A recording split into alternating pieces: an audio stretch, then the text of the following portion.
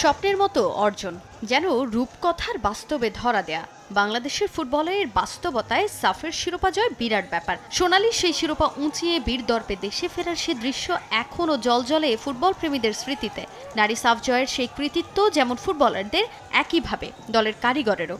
দেশের নারী ফুটবলের নিবেদিত প্রাণ কোচ গোলাম রব্বানী ছোটনের হাত ধরেই দারুণ সে অর্জন সাবিনা সানজিদাদের। সাফ জয়ের পর আরও বড় স্বপ্ন নিয়ে এগোচ্ছিল বাংলাদেশ নারী ফুটবল।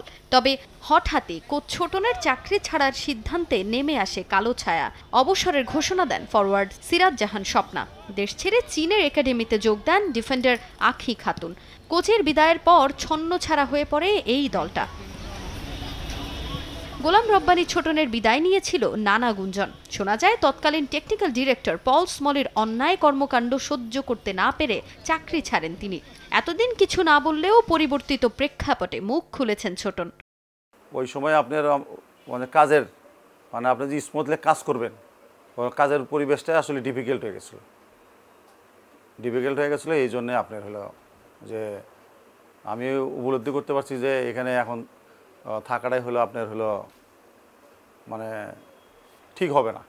এই জন্যে আমার আসলে চলে আসা। সাফ জয়ের পর বারবার বদলেছে দলটার কোচ। পারফরমেন্সে অবনতি স্পষ্ট, খেলার ধরনেও বিরাট পরিবর্তন। তাই ছোটনের অভাব বোধ করেন ফুটবল প্রেমীরা। নিজের হাতে গড়া এই দলের হাল কি আবারও ধরবেন ছোটন?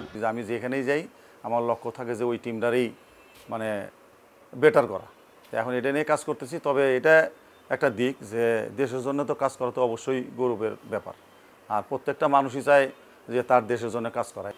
দেশের জন্য কাজ করার সুযোগ হয় বা ওইরকম কোনো পরিবেশ থাকে, তখন তো অবশ্যই আমি ভেবে যাই। নারী সাফের পরবর্তী আসরে আবারও শিরোপা জিতবে বাংলাদেশ, এমনটাই প্রত্যাশা সাবেক কোচের। তাজিন খন্দকার, সময় সংবাদ, ঢাকা।